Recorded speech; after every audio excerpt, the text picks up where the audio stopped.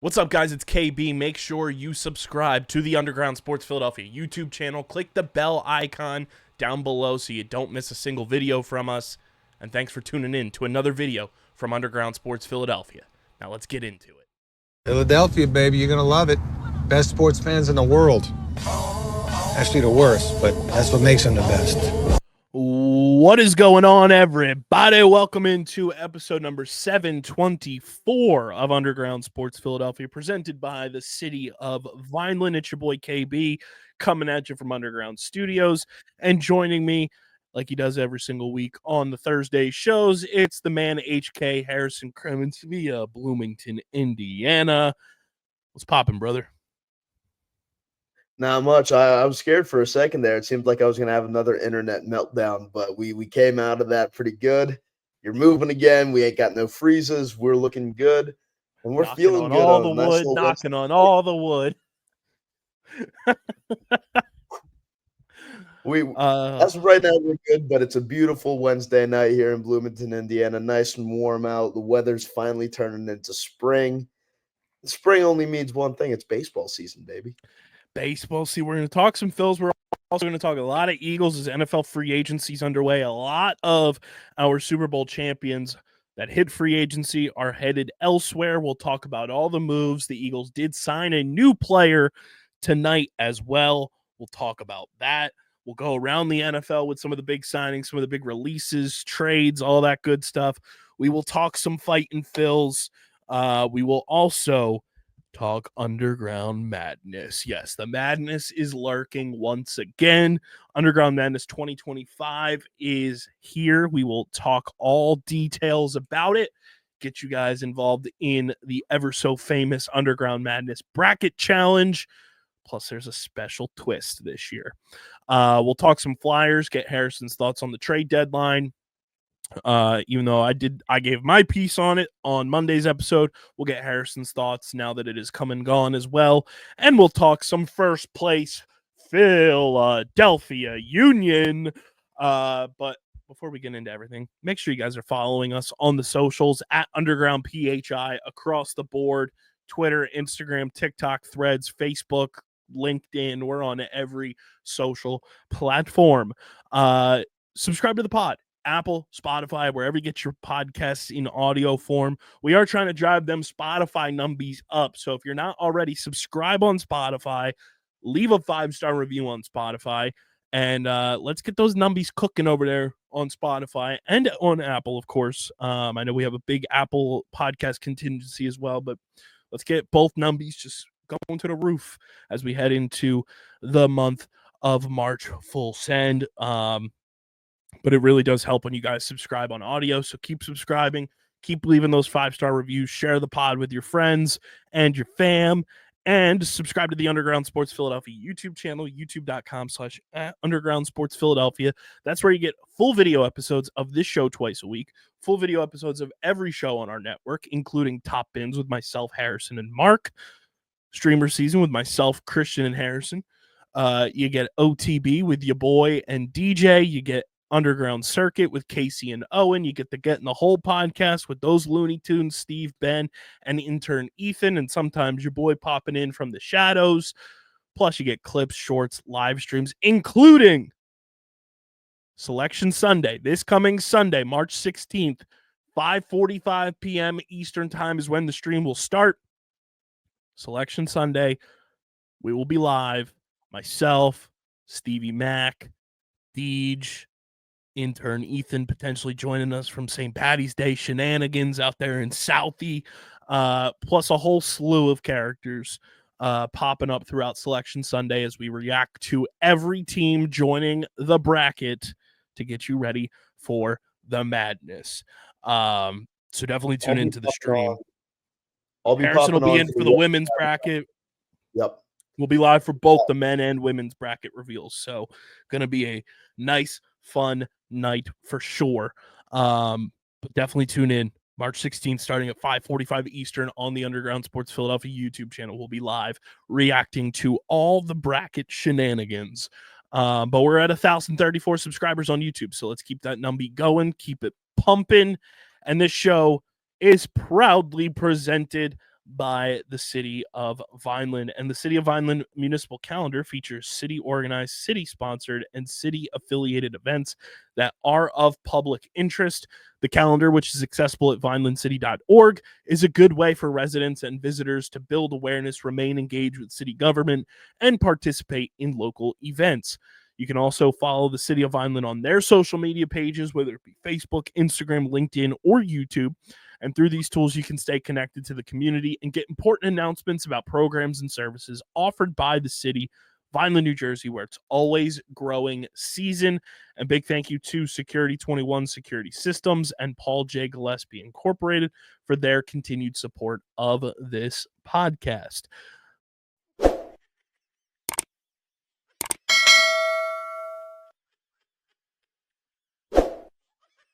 I'm Mayor Anthony Finucci. If you're looking for the right location, think Vineland, New Jersey. Our pro-business approach is supported by financial incentives, workforce development programs, and other resources which can give your business a competitive edge. Whether you're starting a new business or expanding to new markets, our business environment, infrastructure, accessibility, and quality of life make Vineland an ideal location. More information about how we can help your business grow can be found at vinelandcity.org. Vineland, New Jersey, where it's always growing season.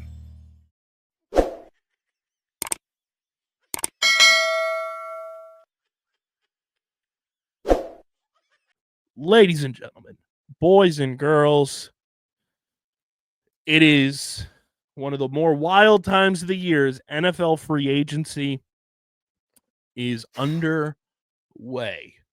The legal tampering period happened on Monday, which is the biggest oxymoron in sports, because if it's legal, how is it tampering? Let me know how that works. But we are underway with NFL free agency, and the Philadelphia Eagles have lost a lot of players, everybody. I understand. They've lost a lot of players from this Super Bowl champion team. But number one, that's basically the Super Bowl champion tax. It's the price you have to pay for winning a championship. All of these other teams who are not able to accomplish what you were able to accomplish the season before are willing to pay your championship level and caliber players an exorbitant amount of cashola because they want to duplicate what those players were able to do just with their teams. Doesn't always end up being the case, obviously, but the Philadelphia Eagles have lost a lot of players in free agency. But yeah, a lot of players from this Super Bowl champion team have unfortunately departed for greener, and by greener, I mean more lucrative pastures. I mean, we can go through the list. We can discuss the fact that we've kind of had a hunch that I'd say most of the players that have left via just free agency, we kind of had a hunch they were leaving late November, early December, simply by the way they were playing. And then obviously the Super Bowl happens and they bowl out. And I've seen a lot of people reacting online and reacting on those talking head pundit shows. And shockingly enough, Marcus Spears was very positive about the Eagles when, sometimes he's not. Obviously, he's a former Cowboy, so he's got that in his blood. But he said, if this was any other team, I'd be extremely nervous about this happening. But the fact that you got Howie Roseman running the show, I'm a lot less nervous than I would be if it was another team. So here's the other part of this too is now I'm not the biggest flaunt draft picks in your face type of guy. I think draft picks are I did this recently on OTB, Harrison, when the Toronto Rock were making trades and acquiring draft picks. Look at this. I have draft picks right here too. They're an unknown commodity. This could be draft picks. You may not have them in a week's time. So you don't really know what you have in draft picks, but this is a cool thing. Adam Schefter brought this up on his podcast that he does with Ty Schmidt on Tuesdays, typically from the Pat McAfee show.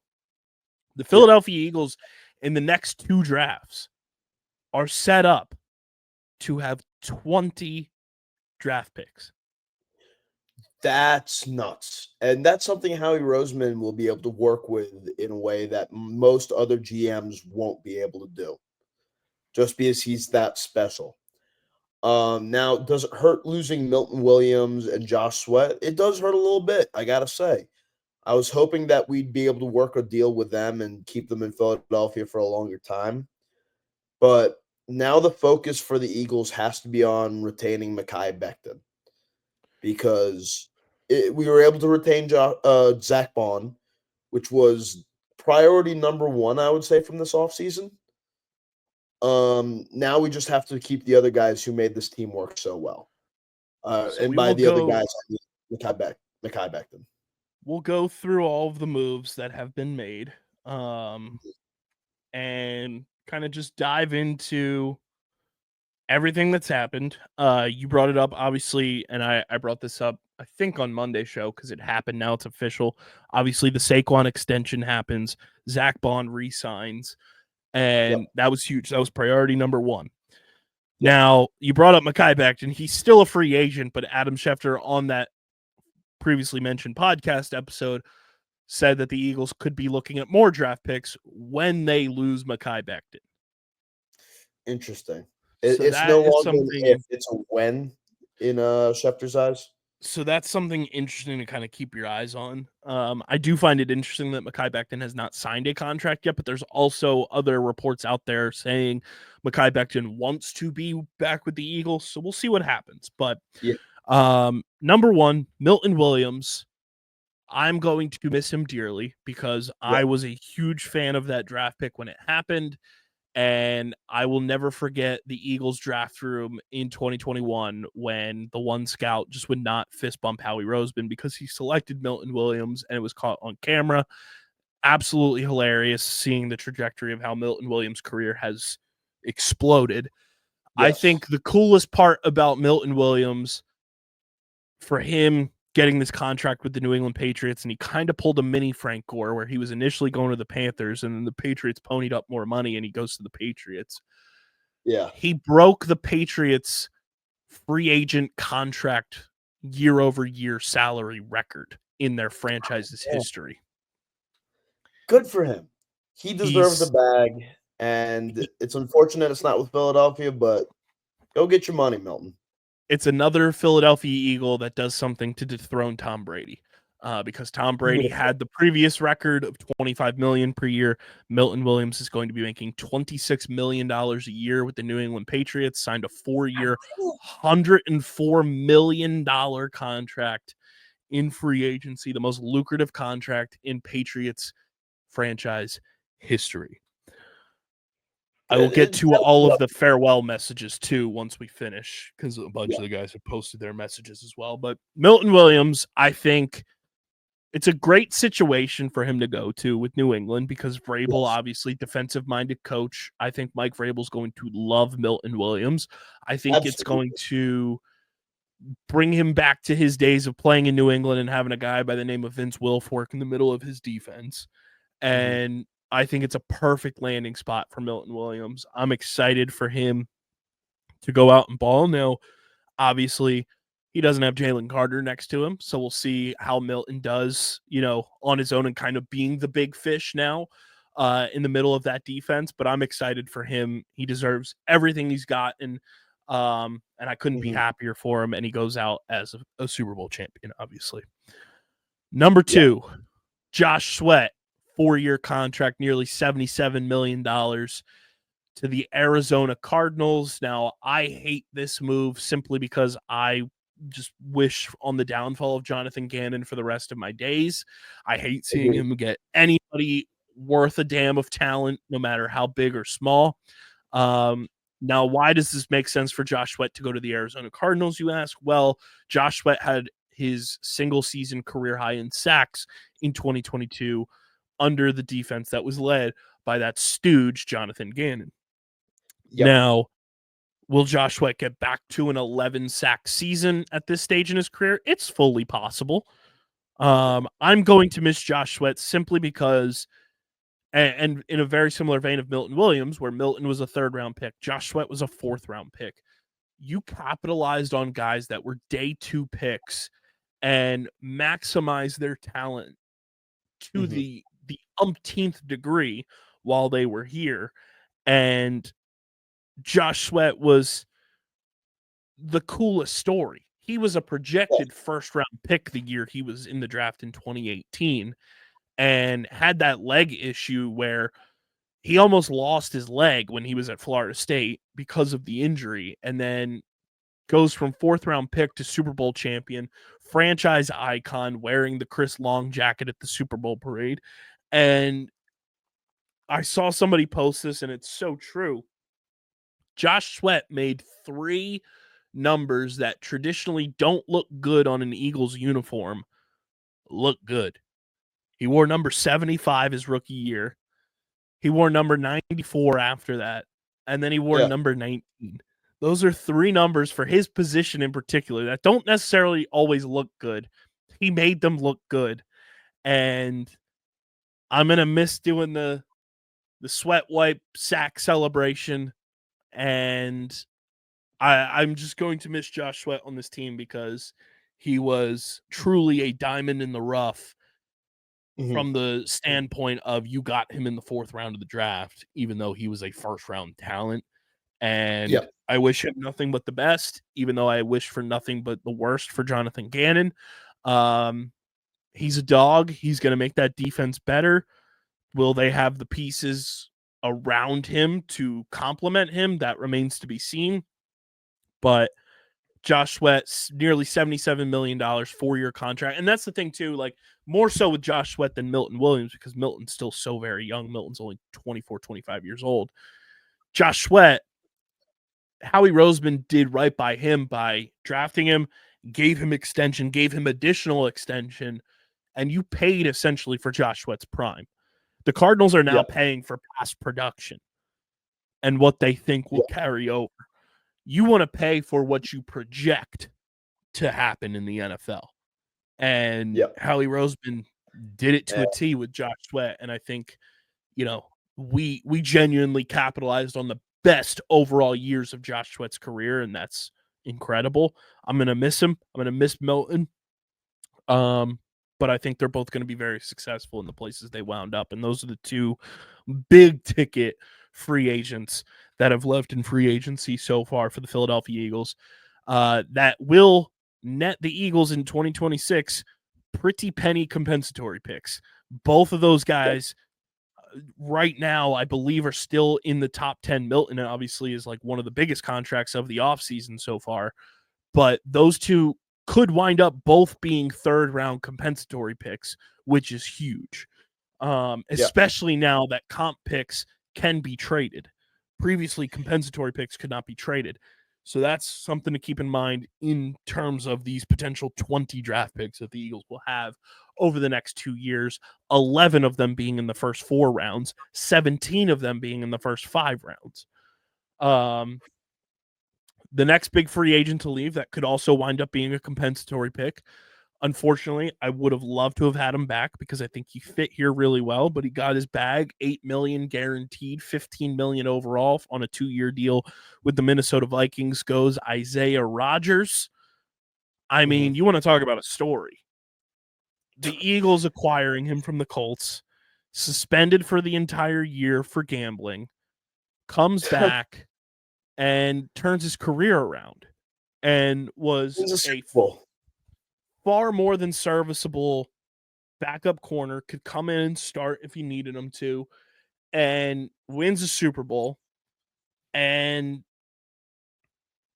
he just fit this team so well, and I'm going to miss him a lot because I really thought he could be the successor for Darius Slay on that outside. So it sucks that you lose Isaiah Rodgers in that sense. But I'm so happy for him. Like, he's genuinely turned his career around. Like, had that minor setback with the gambling stuff, all pun intended here, parlays that into a Super Bowl championship to then parlay that into a new $15 million contract where he's going to have an ability to go start for the Minnesota Vikings defense for Brian Flores. I couldn't be happier for him. Consummate pro, just came in, did his job, did everything that was asked of him, and I wish him nothing but success. I'm going to miss him, and hopefully in 2 years' time he's still playing at an elite level and the Eagles can go get him again, because I think he would fit here no matter what. I agree. It feels like all the people we've lost in free agency are guys that, deserve a bag, deserve good money, and it's just not what the Eagles could pay them. And it's unfortunate, but none of them are leaving on bad terms. And it's hard for someone to leave a team after winning the Super Bowl on bad terms. But nothing but the best for all of these guys. And who knows? Maybe our paths will cross again later down the line. And hopefully, once again, Super Bowl champions. Yeah. And that's the thing too, before we keep pushing with the rest of the free agents that have departed and the trades that have been made so far. That's what it feels like, is the Eagles are setting themselves up almost a year early to pay the young guys that are a part of this core.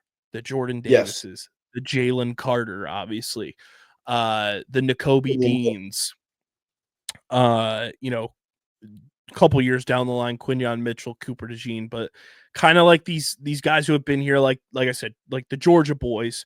And then, you have guys on the offensive line that are going to have to get paid, like Cam Jurgens. Yep. You're kind of setting yourself up now so that you have the money to pay guys who you view as core pieces of this team for years to come. And Howie Roseman said, like, this offseason was going to be uncomfortable. There was going to be a lot of moves made that were going to, for lack of a better term, like, shock a lot of Eagles fans. And I'll tell you what, a lot has shocked us as we keep going. Yes. Another player to leave in free agency that I'm going to miss dearly because it's hashtag Kenny Boys for life. Kenny Gainwell's going to the other side of Pennsylvania. He signed a 1-year deal with the Pittsburgh Steelers. I think it's a fun move for Gainwell, especially now that Najee Harris is in Los Angeles and going to the Chargers.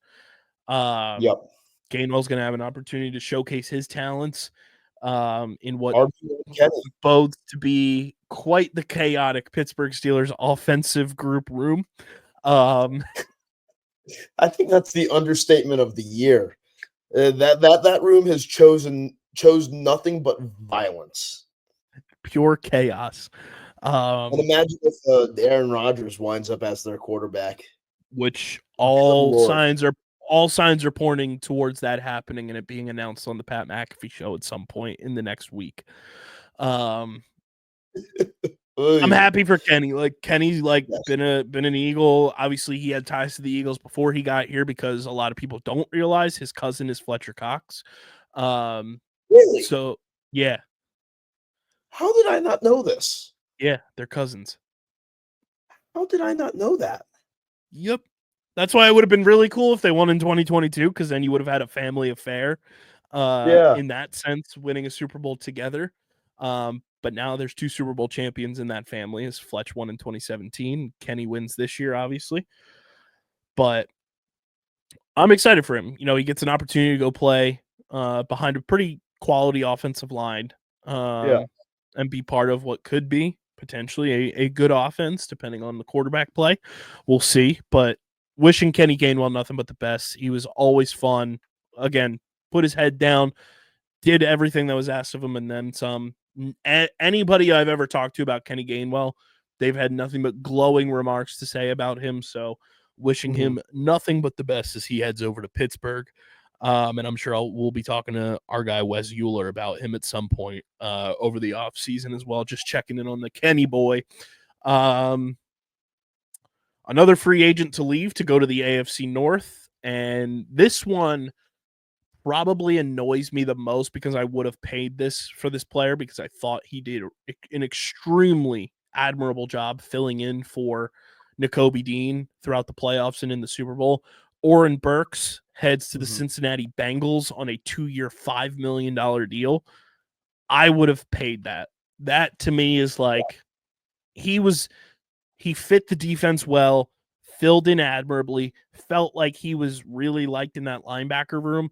For $5 million on a 2-year deal, I would have matched that if I was Howie Roseman. Yeah, that should have been one guy we kept. Now Cincinnati has a damn good defender on their hands, something that they couldn't really say last year, to be honest. And good for him getting paid, but like, come on now, Howie. That was one guy we should have kept around. Like that. Yeah. That's the most head scratching one out of all the moves we've had this offseason so far. In my I would have opinion. liked to have seen him stay. But Yep. such is life. Such is life. Such Speaking again of the AFC North, he was released. He'll be a post-June 1st designation in terms of the cut, but on a 1-year, $10 million deal, joining Kenny Gainwell in Pittsburgh and joining former Philadelphia Eagle Isaac Seumalo in Pittsburgh. The one, the only, big play, Darius Slay heading to Pittsburgh. I know Slay has said some things on podcasts and on social media and everything, and I don't always agree for the most part with the things that he said. But what I will say about Big Play Slay is that I will forever be thankful for him being traded here prior to the 2020 season, because for years, the Eagles cornerback position was an absolute mockery and an absolute joke of a position for a very long time, post Lito Shepherd, Sheldon Brown, Asante Samuel. And the acquisition of Darius Slay rejuvenated that position in terms of the organization, in my opinion. And it brought like sustainability for once at the corner position that we hadn't seen since we were kids.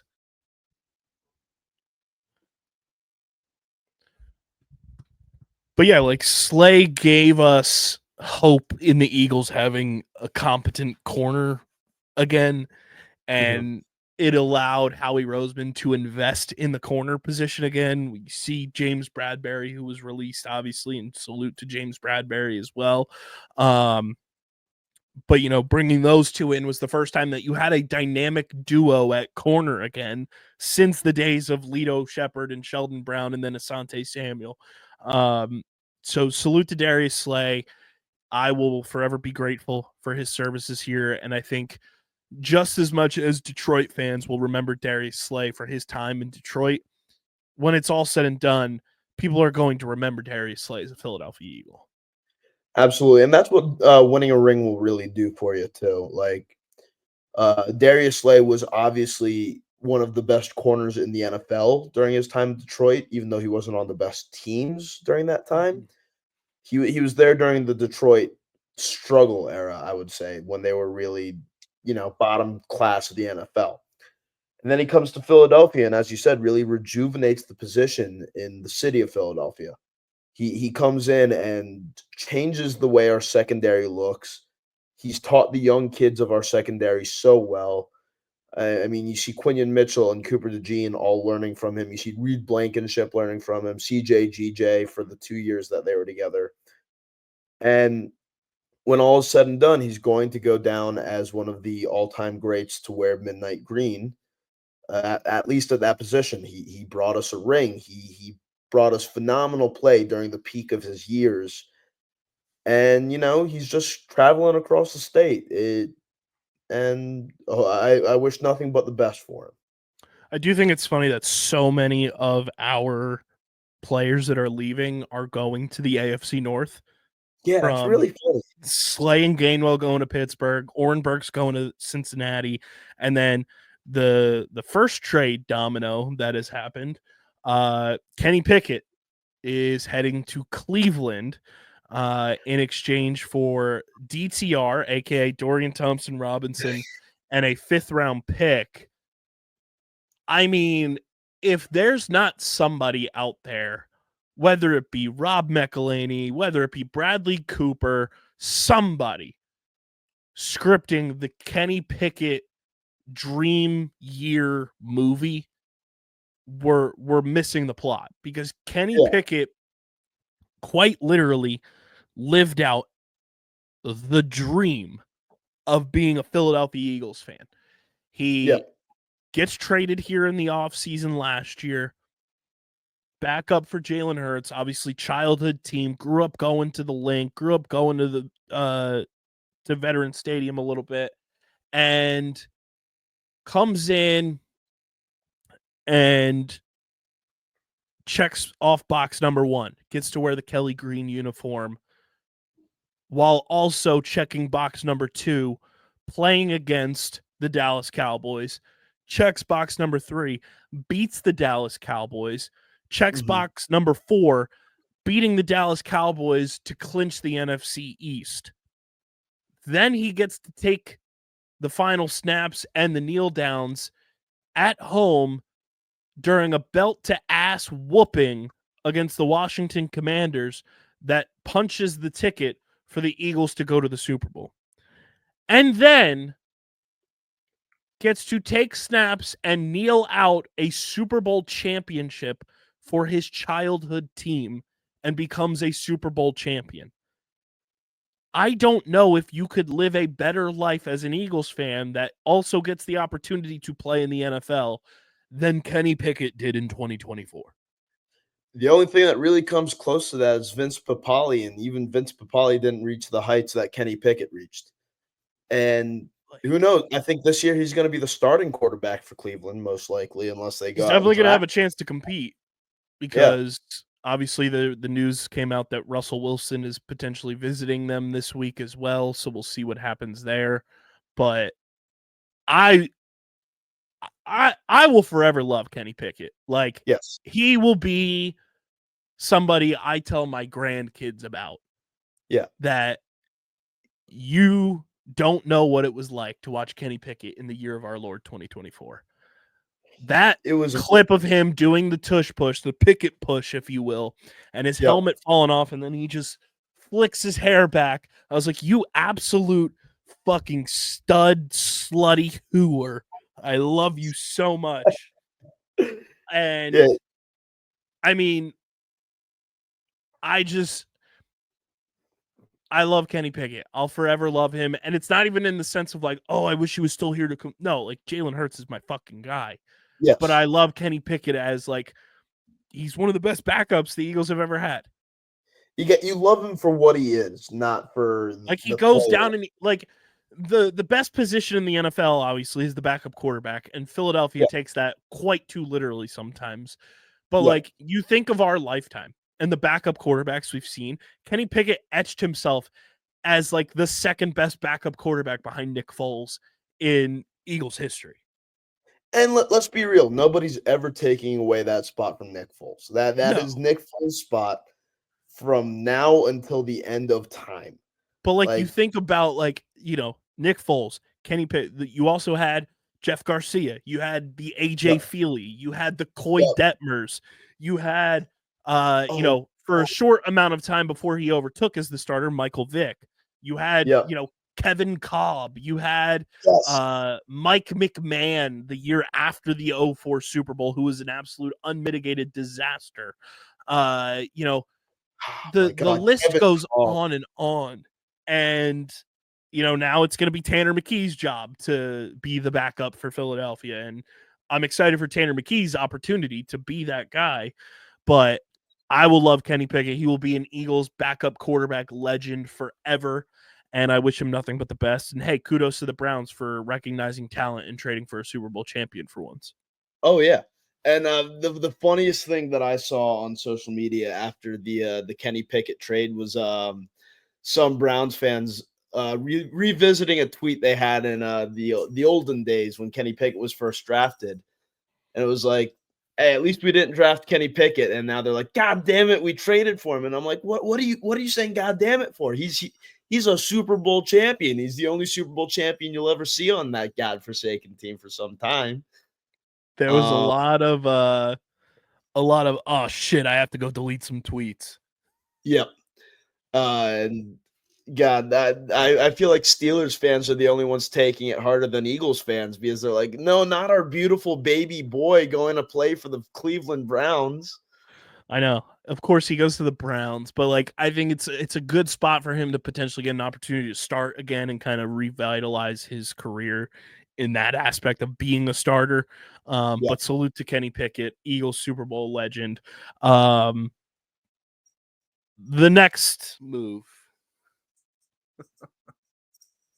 The next move. Which one are we talking about now? And probably people are like, why aren't you talking about DTR? He's going to be the third string quarterback. He's a project quarterback. Yeah. I don't know how much longevity he has in the NFL, to be quite honest, but the Eagles had pre-draft visits with him the year he was drafted. So like they get their guy and he fits the mold of like what Jalen Hurts does in terms of the running game from a quarterback. So yeah, fine. He's going to be the third string quarterback, won't really play if all is going the way that it should. So and fine. Tanner McKee is a damn fine back. Yeah. Tanner McKee is going to be the backup. DTR Yeah. is, he's there. And I'm sure the Eagles will sign another quarterback in free agency or undrafted free agent to compete with him. So that's that on that. Do we have to talk about this one?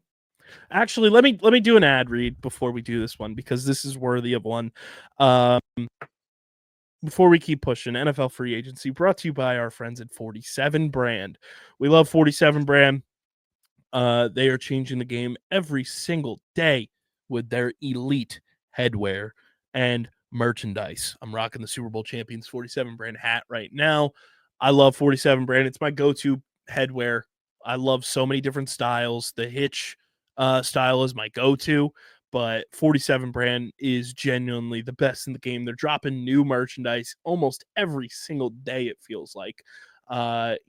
They just dropped their timeless two-tone collection. Their St. Patty's Day collection's out. They just dropped the new, well, not even new. They re-released the Dueling Super Bowl collection, which is out now, which is just an electric series of old school matchups in the Super Bowl.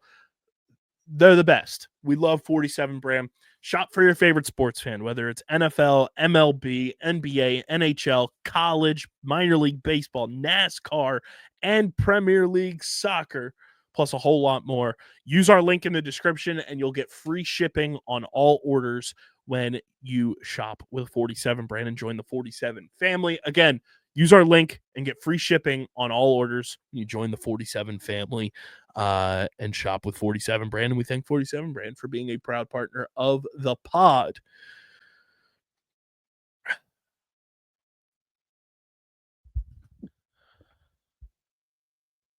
I was at my day job when this trade broke, and I wanted to go home immediately. Yep. Yeah, this one hurts. This CJ Gardner-Johnson, CD Deuce, CJGJ. I genuinely don't know if I could love a player of this era more than CJGJ.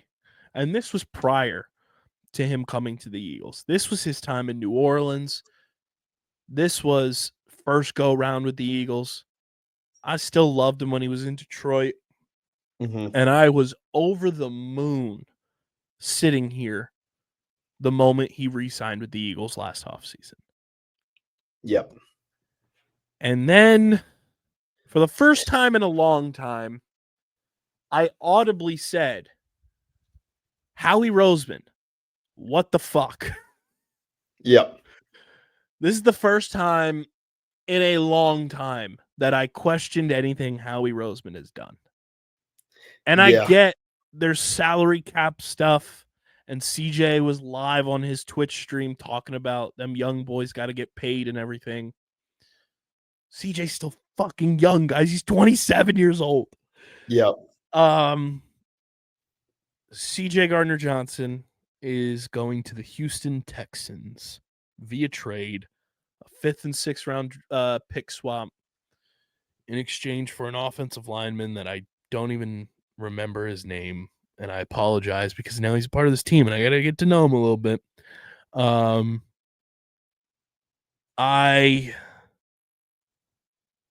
sad. That's the easiest way to put it. I'm sad.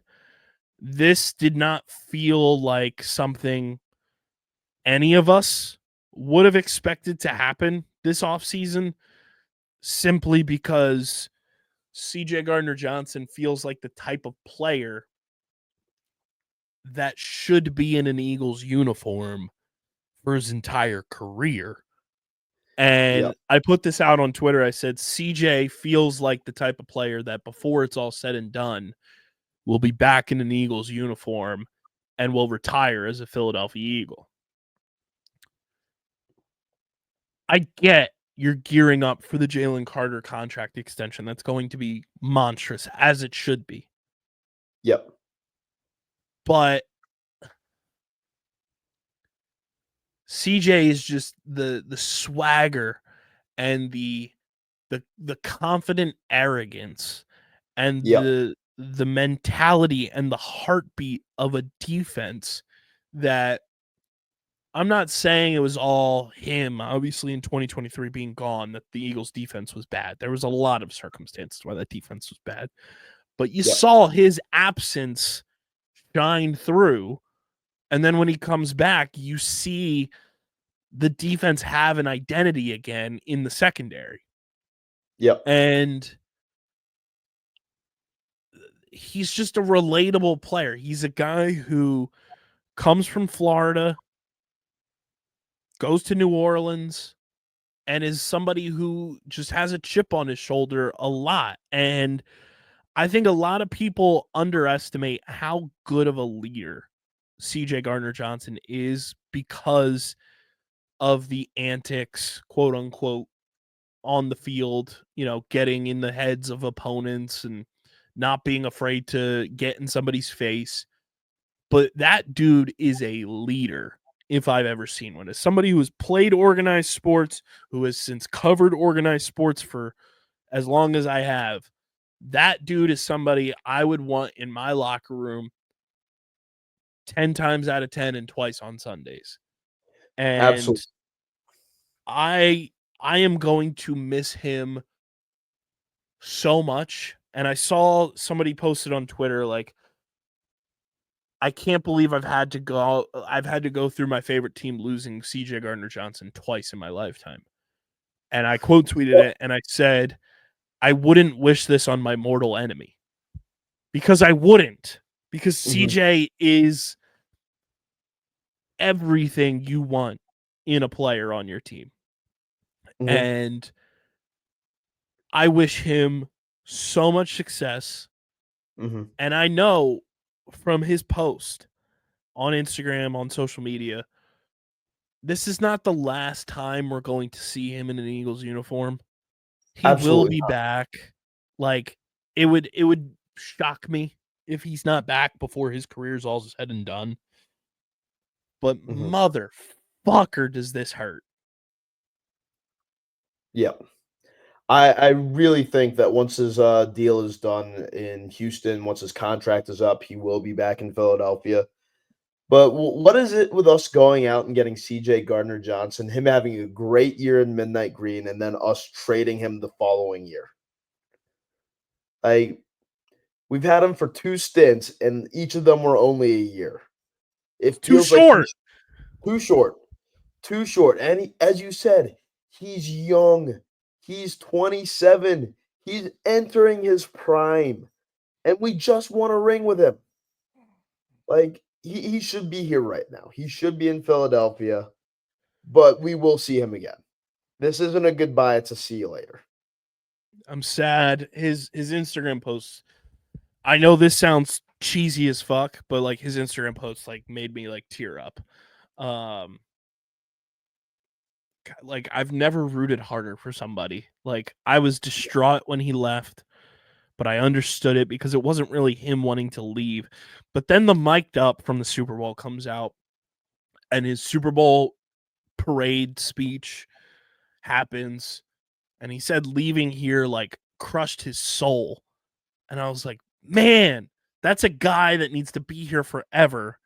Yep. And my soul is crushed that he is gone, because this team is going to feel different without, like, you could have all these moves like Milton Williams leaving, Josh Sweat, Isaiah Rod, like all these guys leaving, and they're all great players, all great people.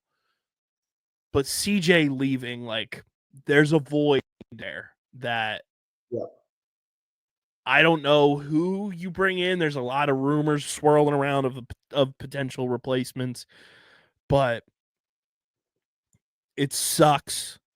And this is what Howie Roseman was talking about when it comes to things getting uncomfortable this offseason. And this is prime example number one is CJ Gardner-Johnson is gone, and you're bringing in a project offensive lineman in Kenyon Green, who's a former first-round pick. And obviously, I trust Jeff Stoutland 100%. I just hope this is not the Mekhi Becton replacement, because I don't think Kenyon Green is ready to step into that role. I'm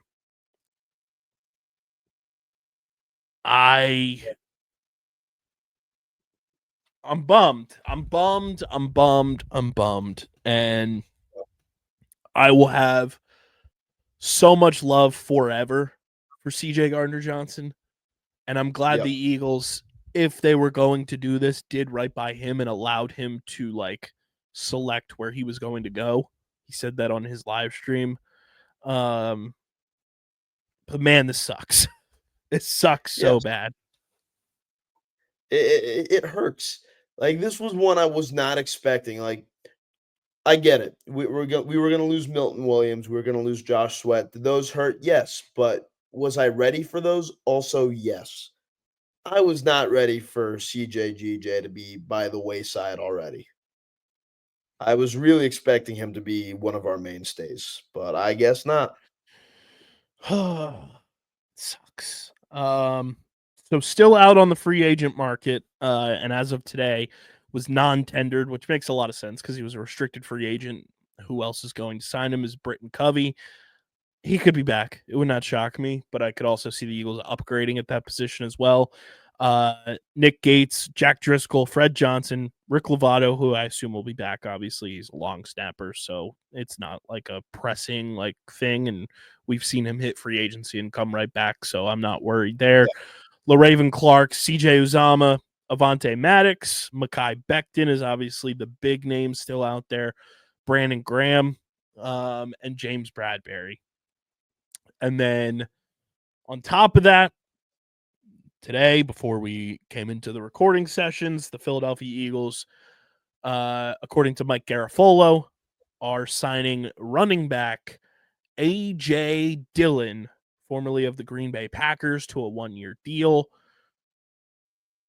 A.J. Dillon's only 26 years old. He'll be 27, I think, by the time next season starts, if I'm not mistaken. I'm going to pull up his birthday right now. So he is, when is his birthday? Let's see. His birthday's May 2nd. So yeah, he'll be 27 by the time next season starts. Okay. I mean, strongest backfield in NFL history between Saquon Barkley and AJ Quadzilla Dillon. I would say so. I mean, both of their quads are bigger than my entire body. So, like, he allegedly squats 700 pounds. Jesus Christ. Which is more than Jalen Hurts. That's insane. Can the you imagine tush push is going to be insane. The tush push is going to be insane. Yes. It's going to be great. I like this signing. I think this is a good 1-year bounce back move for Howie Roseman to do right by a player. It's like, hey, let's get you behind this offensive line. You're very similar. You're like a discount version of what Saquon Barkley does in the most respectful way possible. And this allows A.J. Dillon to bounce back coming off a neck injury. He got cleared by a neck specialist to come back and play football, which is huge. That's first and foremost. But if he plays well in relief of Saquon this year in certain games and such, like this could set A.J. Dillon up to be a starter next year or the year after, rather. So a fun move here. He's going to be your Kenny Gainwell replacement. Will Shipley is still here, obviously. And I still want the Eagles to draft LaQuint Allen, obviously, in the draft. South Jersey boy. Shout out to the boy. But I like this move. I think he does a lot of things that Saquon does that this offense is built to do, and that's to wear down your opponent.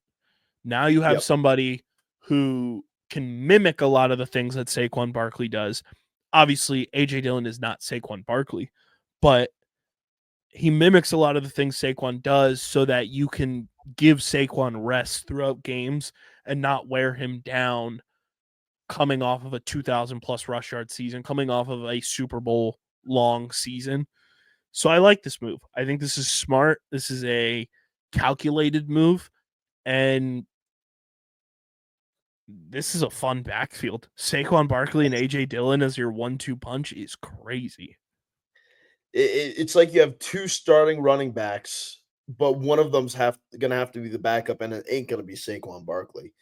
But A.J. Dillon will get good touches every once in a while and really help this team get the ball into the end zone, especially on the push. And I didn't think you could have an upgrade from Kenny G by that much, and looks like we have. Yeah. I like it. And it's funny, A.J. Dillon went to Boston College, so he's an Eagle again. Yeah.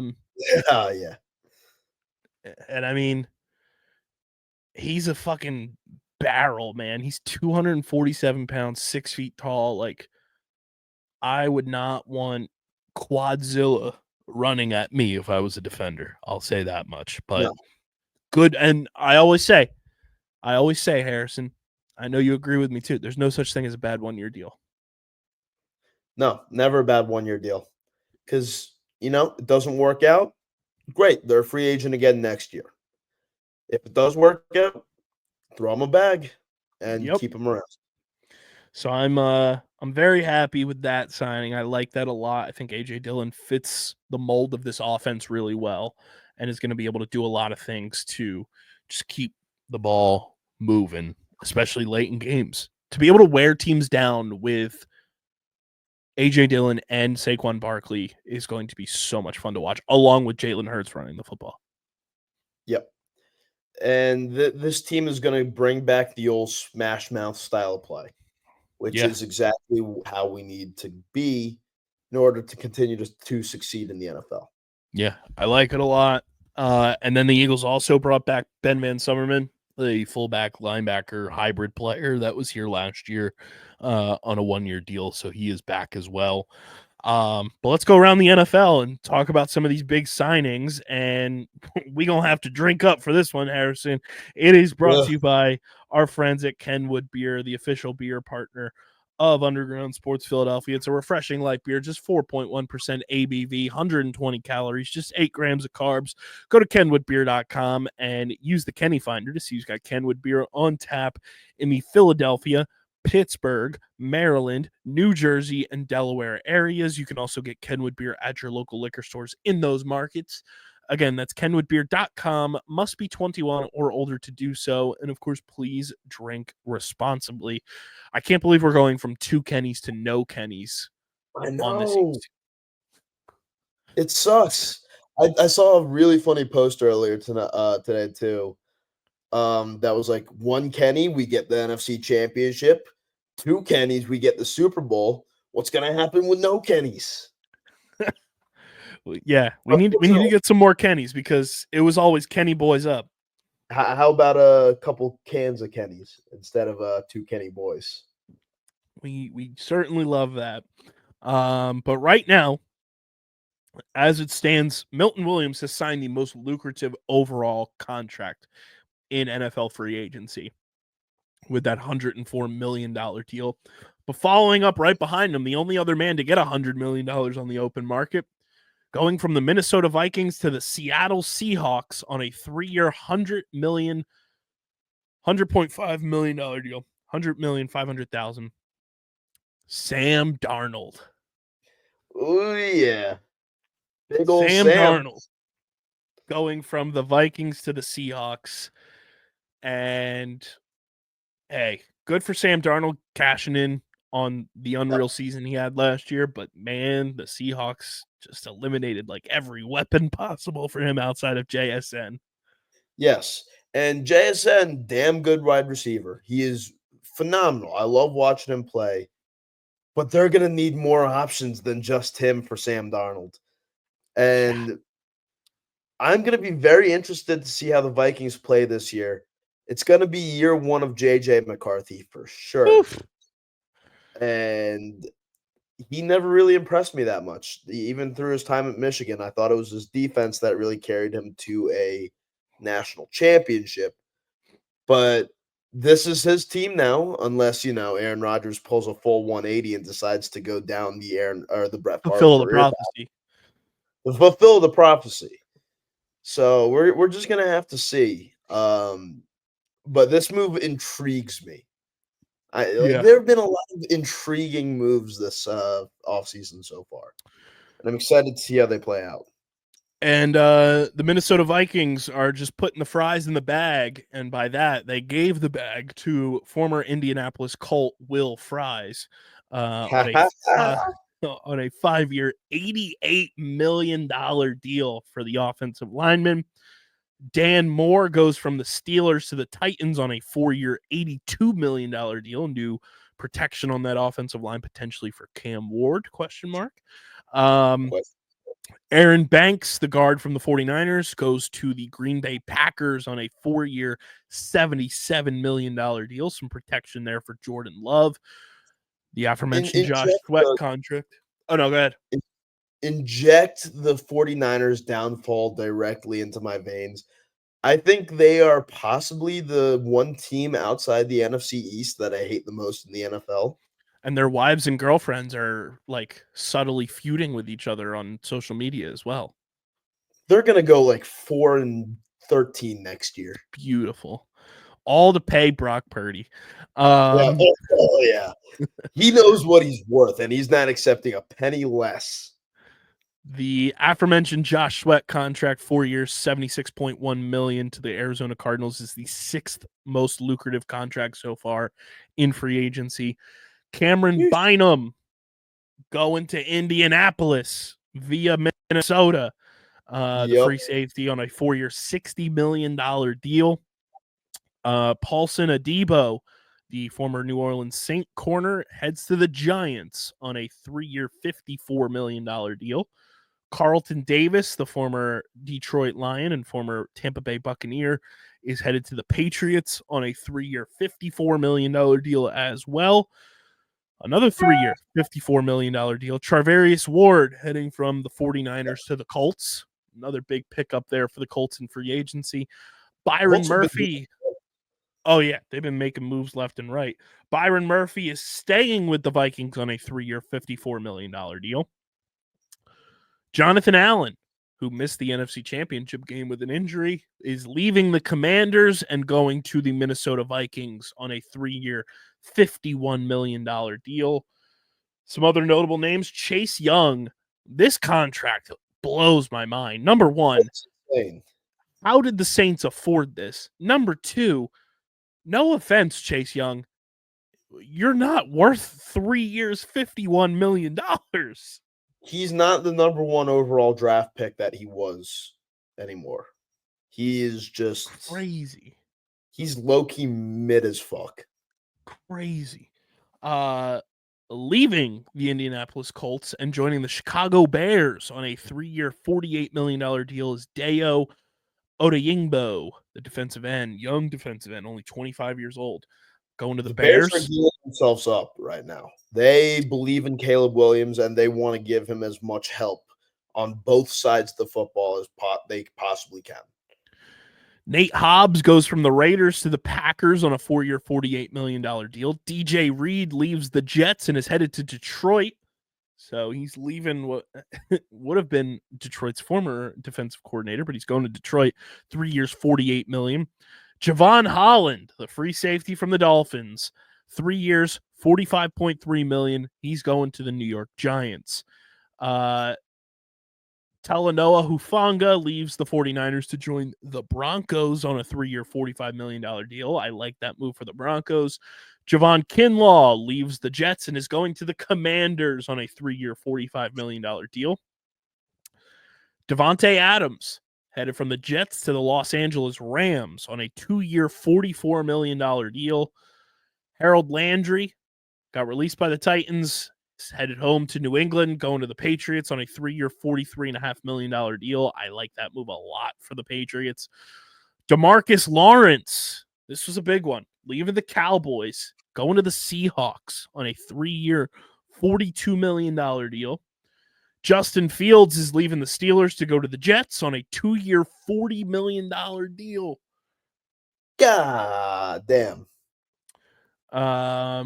Some other notable signings. The New York Giants decided to pay Darius Slayton the same amount of money that Saquon Barkley was asking for just a season ago. He gets a 3-year, $36 million contract from the New York Giants.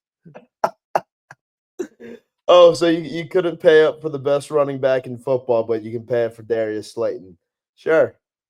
Perfect. Dre Greenlaw leaves the 49ers and is also joining Hufanga in Denver with the Broncos on a 3-year, $35 million deal. Grady Jarrett is leaving the Falcons and going to the Chicago Bears on a 3-year, $34.5 million deal. Justin Reed is leaving the Chiefs and going to the Saints on a $31.5 million deal. Former Eagle and 49er Javon Hargrave is leaving the 49ers and joining the Minnesota Vikings on a 2-year, $30 million deal. Jalen Moore is leaving the San Francisco 49ers and joining the Chiefs on a 2-year, $30 million deal. Former Cowboys corner, I like this a lot for the Jaguars, Jordan Lewis is going to Jacksonville on a 3-year, $30 million deal. One of my favorite names in football, Poona Ford. Poona. Big Poona. Yeah. He's just switching locker rooms. He's leaving the Chargers and heading to the Rams on a $27.6 million deal over 3 years. Some other moves. Evan Ingram is going to the Broncos. I like that move a lot for Bo Nix. Joining the Broncos on a 2-year deal, leaving the Jaguars. Anybody else of note here? Oh, yeah. Former Eagle, Hassan Reddick, joining the Tampa Bay Buccaneers on a 1-year, $14 million deal. I got to say, man, I love Hassan Reddick, South Jersey, always. He fumbled the last 2 years of his career harder than anything I've ever seen. So bad. He could have been on a Super Bowl winning roster. He could have a ring on his finger right now. He could have a ring on his finger, but no.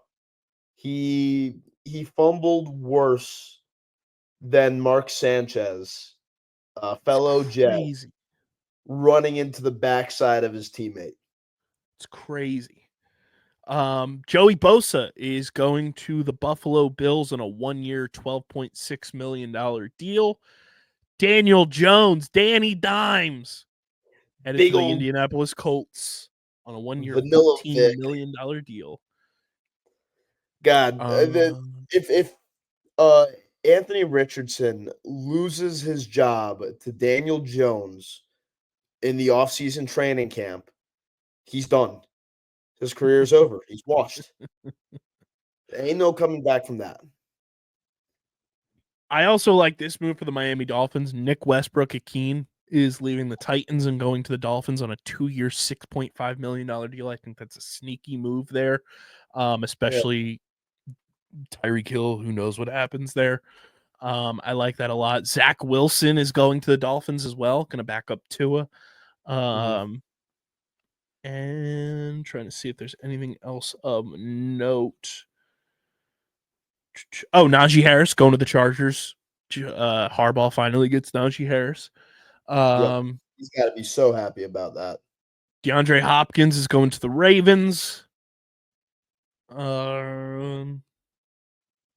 Dietrich Wise is going to the Commanders from the Patriots. Anybody else of no? Oh, Chris Godwin is staying with the Buccaneers. He turned down $30 million more from the Patriots to go back to Tampa Bay. Damn. But yeah, I think my biggest takeaways from free agency so far. Yep. Mike Vrabel's building a defense with New Yep. England. I'm very impressed by what they've been able to do. The Colts are going crazy because they know they're losing the fan base, so they got to do everything in their power to prevent that. The Steelers need to be on Hard Knocks. Yes. That would be the funniest thing in the world. The 49ers downfall has commenced.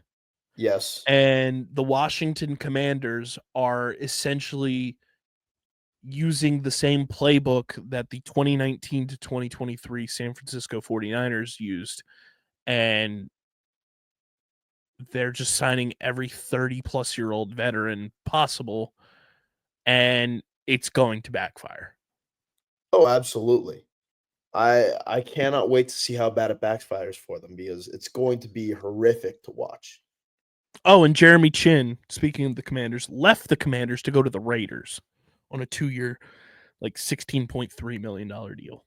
So damn, crazy.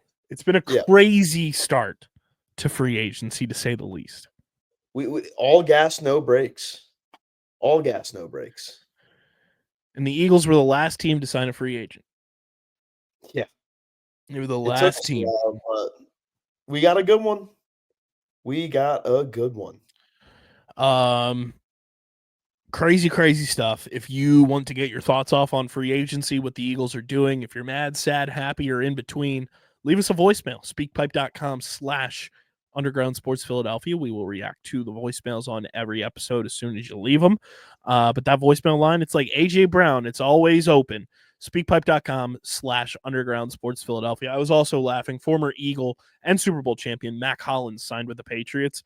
And you know how the Patriots fans have been like trying to manifest AJ Brown away from the Eagles like the lunatics that they are.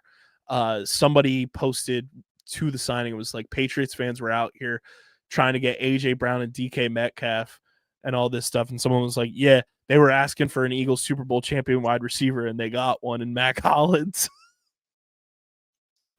They got one. They did you got one. Maybe the oddest one of the bunch, but you got one. I love Mac Hollins. He's fucking funny. He's such a lovable weirdo.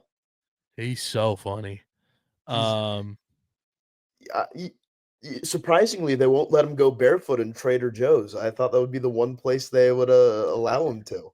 My favorite quote from Mac Hollins is he refuses to take elevators on game day because he doesn't need anybody lifting him up but himself.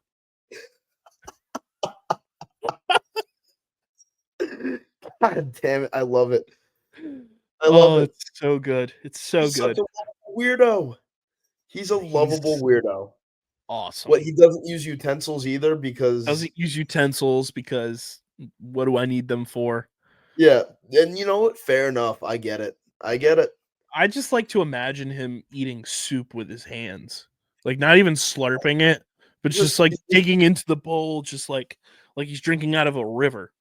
Yes. A cup in his hands and just... This is the polite way to do it, right? He's like... He lives every day like he's at a medieval times.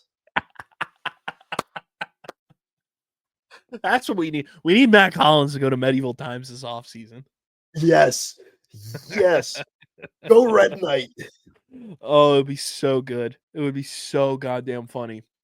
But yeah, let's keep it pushing. Let's talk some Phils. And Harrison, it is brought to you by Wee Woo. New sponsor alert.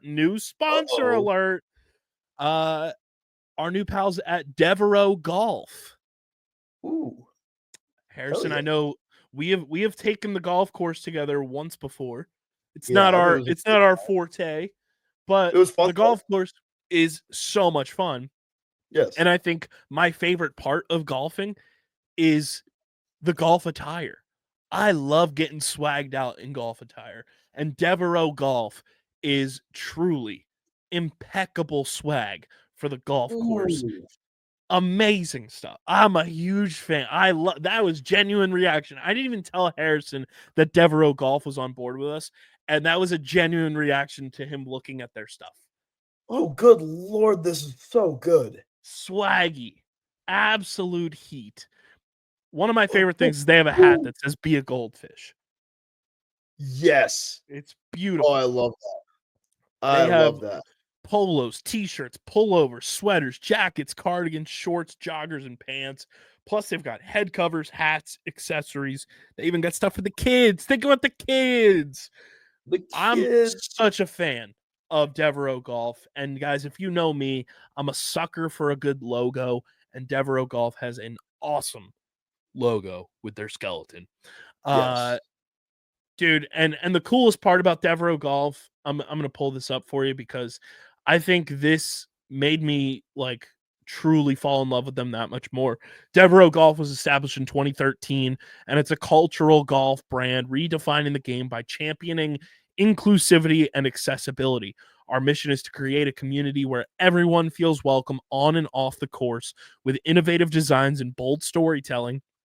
We blend tradition with modernity to inspire a new generation of golfers. Devereaux is more than a brand, it's a movement to make golf a sport for all.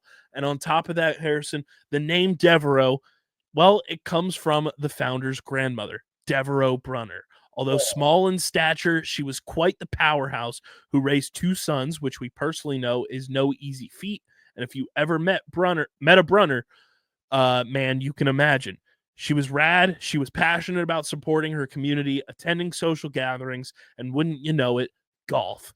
As brothers in this business, we strive to not only create great apparel, but to be a little more like the OG Devereaux in the way that we cultivate community. I'm a huge fan of Devereaux ever since they got on board with us, and I was a fan even before then, simply because their aesthetic is awesome. I can't wait to gear up for the spring and the summer because I'm this close to committing to just casually golfing this summer and just going out on the course and having a good time. And I'm going to look my best in Devereaux Golf. You should too. Use our link in the description, and Devereaux Golf's hooking you up. You get 15% off your first order from Devereaux Golf when you use code WELCOME15 at checkout when you use our link. Again, use our link in the description, and when you go to checkout, use code WELCOME15 and you'll get 15% off your first order from our new friends at Devereaux Golf. Dude, how swaggy are they?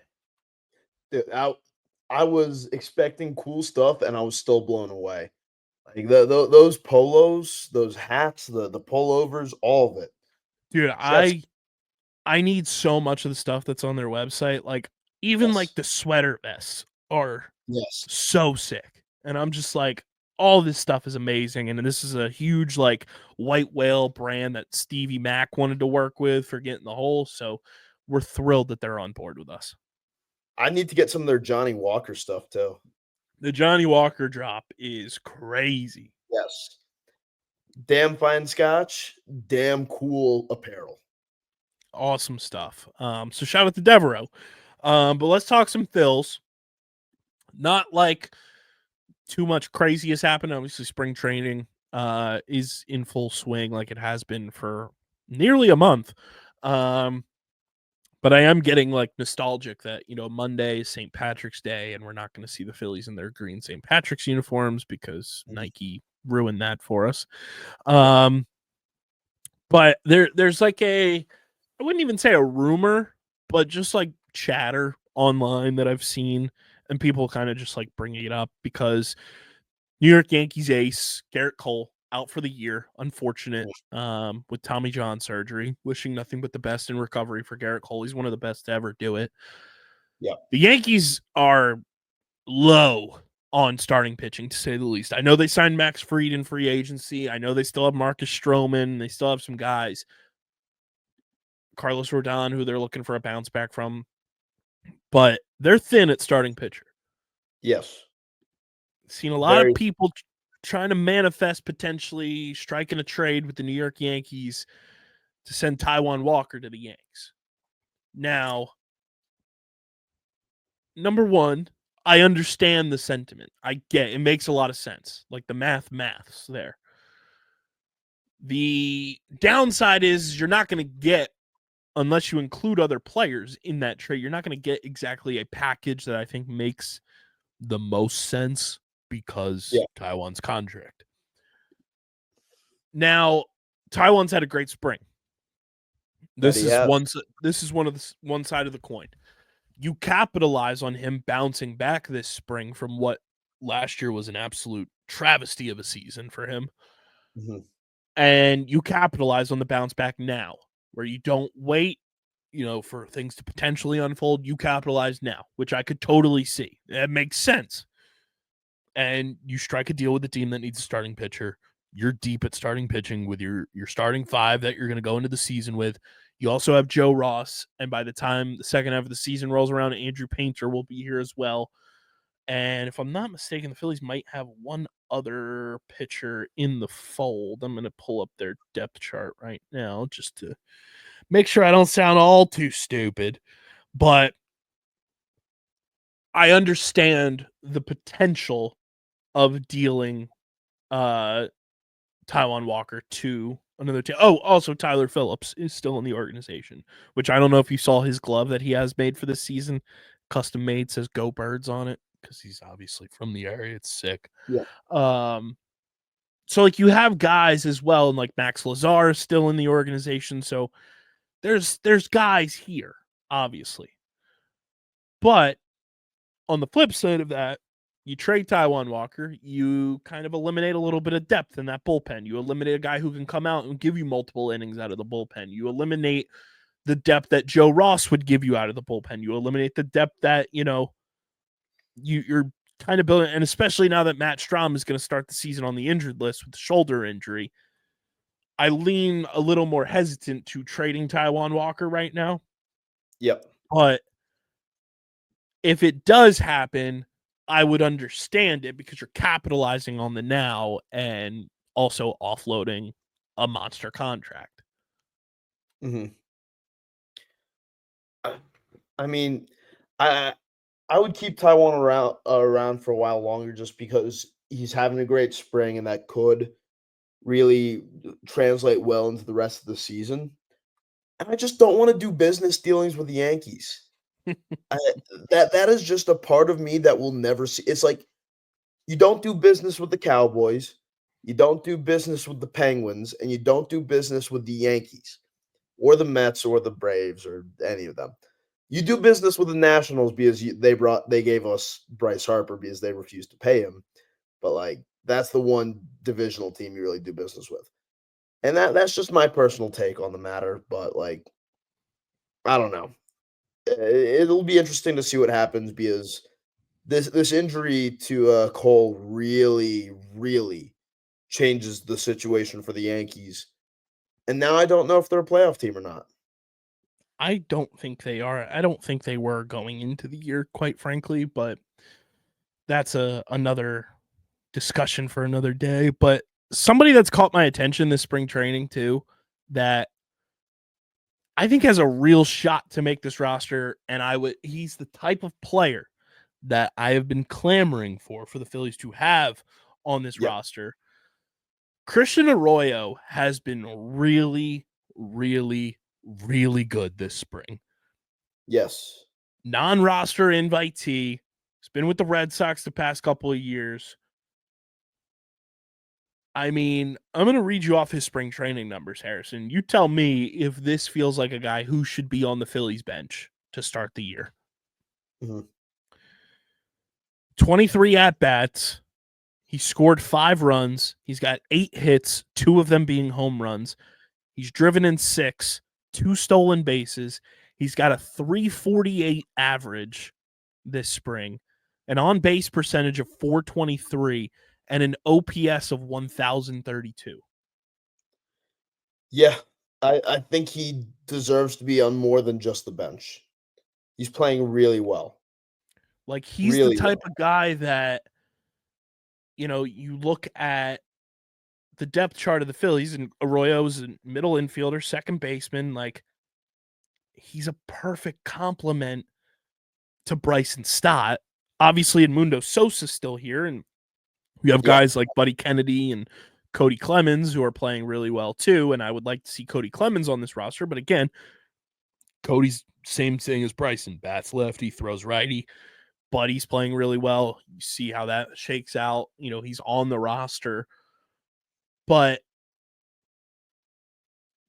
I really think Christian Arroyo is a perfect player for this bench and is somebody that hits for average, hits for power, gets on base, can play the infield if you need him to, can be a defensive replacement if you know, on a Sunday type game, you know, can start for you if you don't want to start Bryson Stott or whatever it may be. Yeah. I think Christian Arroyo is sneaky somebody who could really find his way onto this roster. I agree. And that would be huge. I think he'd be a great fit for the team. Like, I know Edmundo Sosa's here, and I don't see him going anywhere either because, again, culture guy and is playing really well this spring as well. He's a glue guy. I think Christian Arroyo is doing a lot of good for this team, and I would really like to see the Phillies give him an opportunity to make the roster, be part of this bench, and finally give the Phillies a competent guy off the bench. And I mean, you look at Christian Arroyo in 2023, his last year with the Red Sox, he played really well. You know, let me see here. He had in 66 games, 195 at-bats. He scored 23 runs, 47 hits, 72 total bases, 16 doubles, 3 home runs. You know, he's not going to hit for power for you, but he's a guy that'll get on base, set the tone a little bit. And I think he's poised for a bounce back year. And if he gets an opportunity, I think he's going to be, he could be a really nice under the radar offseason addition that people weren't really expecting. Yep. I'd like to see him play at the level that we've been seeing him play at for the rest of the year. And, you know, hopefully it'll be a key piece on a nice little playoff run. And I mean, you look at the depth chart right now. Is Weston Wilson going to, I forget, I feel like he got injured Wes is hurt to start this year. He's not playing right now. So that's also something to take into account. And I know Buddy Kennedy and Cody Clemens don't have any minor league options left. So that's also something that, you know, you have to kind of navigate. But I don't know, man. It feels like somebody that could be pretty good for this team, and I would like to see it. I would like to see him make the roster if there's space for him. And I'm sure there will be space for him. You know, you play well enough in spring training, space opens up. Hey, you want to talk about playing well in spring training? Who would have thought that Max Kepler, pretty good ball player? Who would have thought? I think he's all right. He's pretty solid. Is a 316 average and 19 at bats pretty good? I think that's pretty good. Is I think it's good. 6 hits in those 19 at bats to give you that 316 average, 2 of them being home runs, driving in 5, getting an on base percentage of 435 and an OPS of 1119? Is that good? You know, I would wager to say that's pretty good. Pretty good. Who could have seen this coming? Oh, that's right. Two guys who right. are on a podcast. We saw it coming. Yeah. Is one of them wearing an Eagles Super Bowl champion hat and the other one wearing a nice light blue sweatshirt? Was one of them in the press conference talking about the signing of Max Kepler with the Dave Dombrowski? Oh yeah, that's right. Is one of them a guy who has been a fan of Max Kepler since he came into the league in 2015? Oh yeah, that's right. That's right. Is one of them, is one or more of them somebody who knew Max Kepler could really play ball? Oh yeah, that's right. Because we both did know that. Yeah. You fucking dipshits. We know ball. We know ball. That's all we gotta say. You look at the two of us, you put us in a room, and everybody around us goes, "Oh, those guys know ball." You 'Cause we know absolute ball. Looney Tunes. But yeah, that's the check-in on the Phils. Obviously, we are about 2 weeks away. 2 weeks away from opening day. Woo-wee. We're getting there.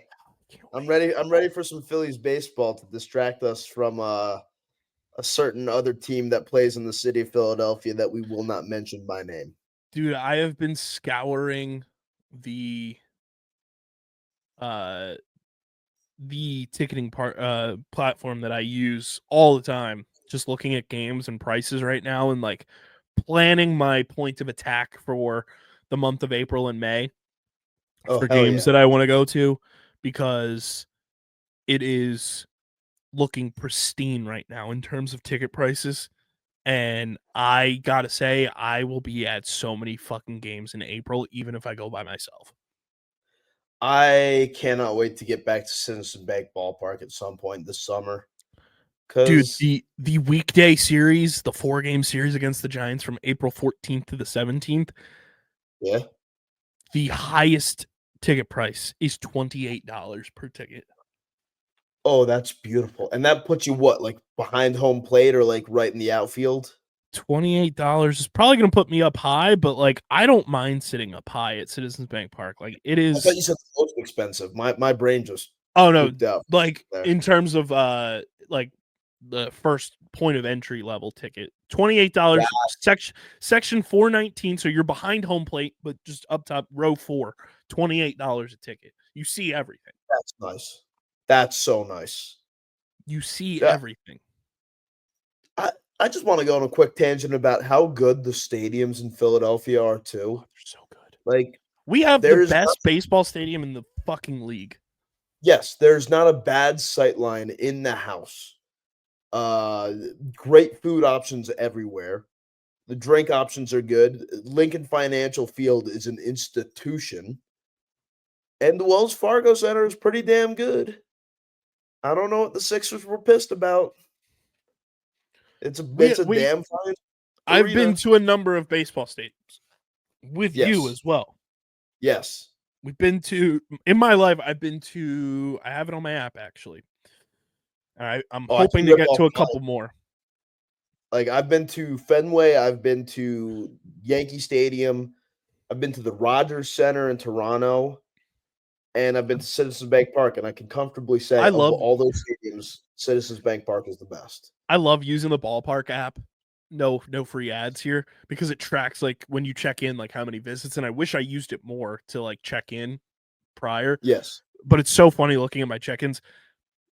1 1 1 1 2 1 Citizens Bank Park 66. Nice. But I've been to Nice. Citizens Bank Park. I've been to Camden Yards, which is probably my number 2 favorite stadium.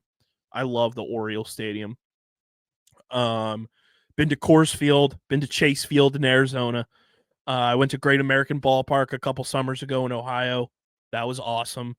Been to Fenway, and I've been to Nationals Park, which is also very nice outside of the parking situation there. But Citizens Bank Park clears. Yes. Now, I know a lot of people say that the Pirates Stadium is the best stadium in baseball.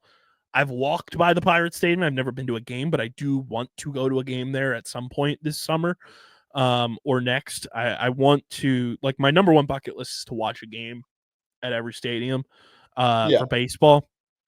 But I'm hoping to get to a Pirates game. I'm also hoping to get to a Mets game with the Get in the Hole boys when they play the Phillies, which would be a shit ton of fun. And I want to get to a Yankees game just to see New Yankee Stadium.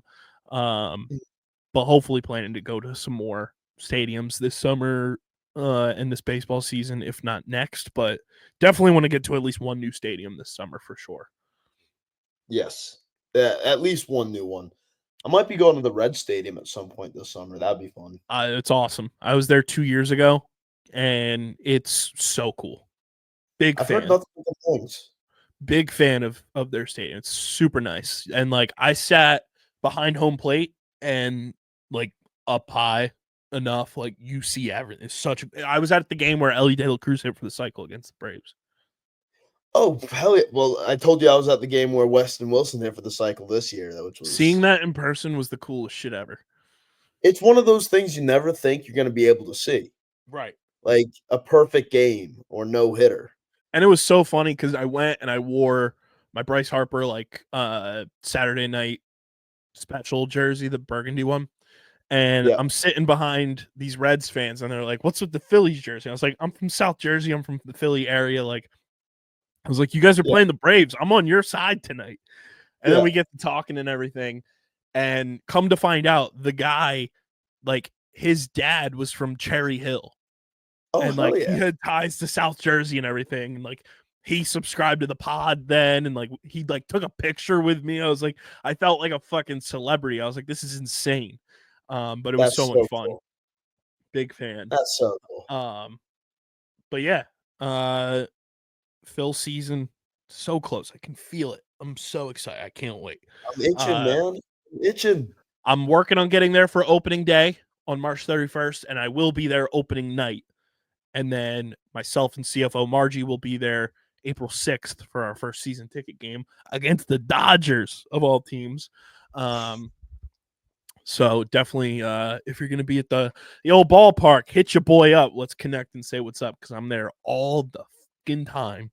But transitioning from baseball to something that we have upcoming in the very near future. Ladies and gentlemen, boys and girls, Underground Nation, you guys know we do Underground Madness every single year. We've been doing it as kind of an institution for the national aspect of this company is March Madness, the NCAA tournament. It's one of my favorite times of the year. And we've been doing our bracket challenge. Last year we elevated things a lot. We got some guests on the podcast. We did a lot more involved stuff. We did some companion streams. We're taking all that. We're doing it again. The bracket challenge, by the time you're listening to this, is live. You can join our bracket. It's linked in the description. But for the first time, we're doing Underground Madness not alone. Underground Madness 2025 is proudly presented by our good friends at FOCO. Let's fucking go, everybody. Yes, Let's sir. go. Let's I go. love FOCO. We love FOCO at this company. They have been rocking with us since 2023. And I sent over this proposal to them to get on board for March Madness. And shout out to my guy, Anthony, who works at FOCO, who works directly with us. He loved the pitch, loved the concepts of everything that we're going to be doing. And FOCO said, yeah, let's do it. So FOCO is on board with us for all of March Madness. All of our March Madness content will be presented by FOCO. It is going to be so much fun. I cannot tell you how excited I am about this opportunity because we're going to do this bigger and better than ever. As soon as we closed in on this potentially happening, I already had the ideas churning in my head of what we could accomplish. I genuinely think FOCO is a company that I have always been a fan of. And then when they got on board with us, I was like, oh, this rocks. And on top of that, it's a company that if you're going to believe in us, I'm going to believe in you. And FOCO has believed in us from the jump. So all of our Underground Madness content will be presented by FOCO, and they're hooking you guys up as well. FOCO hooked us up with a promo code for the first time. So when you use our link in the description, use our link. Like, I cannot stress enough, use the link in the description. That's how FOCO knows you're coming from us, because it's a unique link tailored for us specifically. Use our link, and when you go to check out, use code underground10. Again, that's code underground10, and you will get 10% off your first order from our friends at FOCO. Again, code underground10 when you use our link, and you'll get 10% off your order from our friends at FOCO.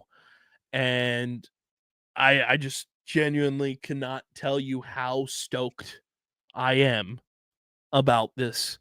And you guys are going to see the Underground Madness logo this year, which I'm a big fan of. And they're going to be the presenting partner for all of our segments for March Madness, all of our live streams, any guest we have on, and the winner of the bracket challenge is getting hooked up with some FOCO gear. That in and of itself is so awesome. So genuinely cannot thank FOCO enough for believing in this content concept, getting on board with it, and hopefully this is the first of many ideas like this that we get involved with FOCO on. Super stoked and can't wait to deliver. Use our code. Use that code and use our link. Code underground10, link in the description. Get all your FOCO gear for March Madness. And shout out to FOCO for being our presenting partner for Underground Madness 2025. Hell yeah. Let's go, Hell baby. Yeah. Join the bracket. I'm already in the group. We got plenty of others that are going to be on the way.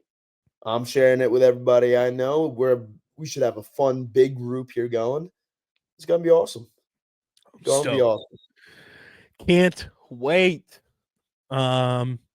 Which, speaking of March Madness, first live stream, Selection Sunday, 5:45 Eastern Time on our YouTube channel.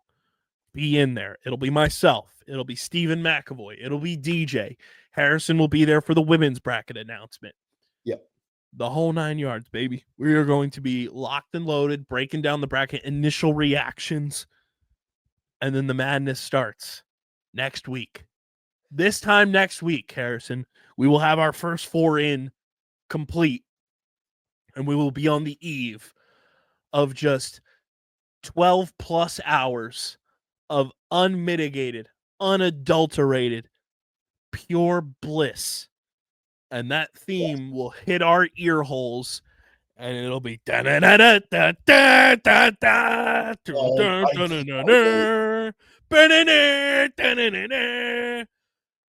about to have chills. So many screens active at the same time. Laptop, phone, TV, find an iPad. Just everything. I might have to sit. I might have to sit in my car and just hook it up to the screen in my car. And you know what the best part is? First round. You know who's on the broadcast for the first round? Who? The man, the myth, the legend, T-Mac, Tom McCarthy, baby. Oh, yes, T-Mac games in the first round. Let's go. That's so huge. I fucking love T-Mac games. T-Mac and Kevin Harlan games. Kevin Harlan all through to the Final Four, which is just going to be mwah. Bang. Kevin Harlan is one of the greatest things to ever happen to sports broadcasting. When he was on the Westwood One broadcast of that Monday Night Football game, doing play-by-play of that black cat running across the Giants field, was amazing. I love Kevin Harlan. I love Tom McCarthy.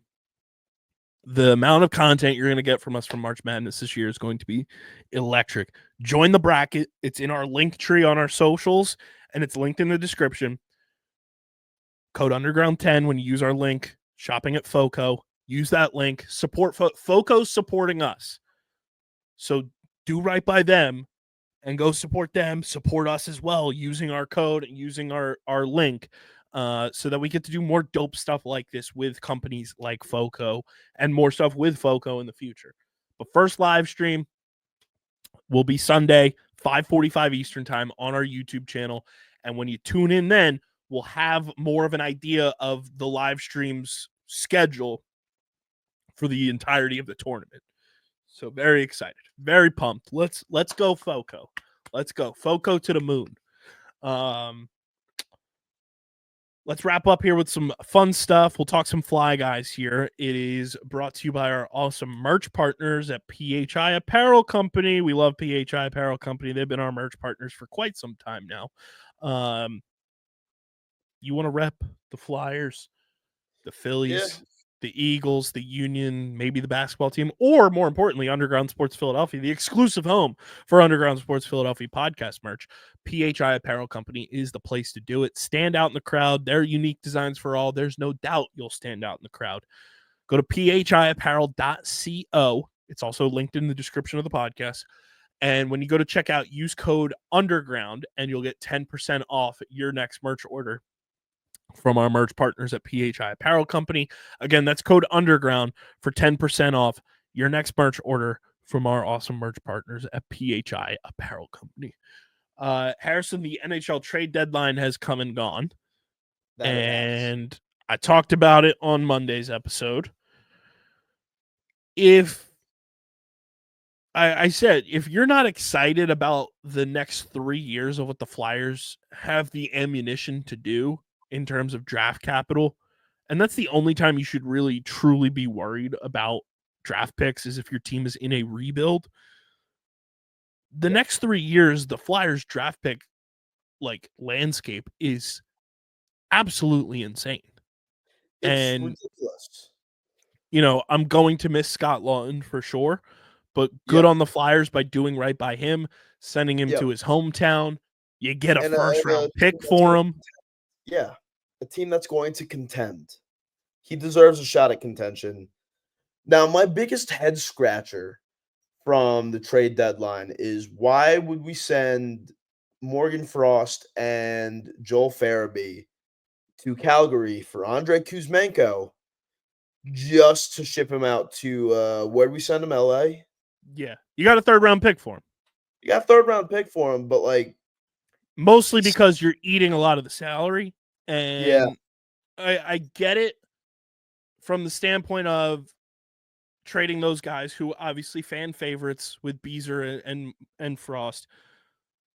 I just think Danny Briere did not see them as part of the future core of this team. I agree with that. They were fan favorites for sure, but their play had definitely decreased. It plateaued almost.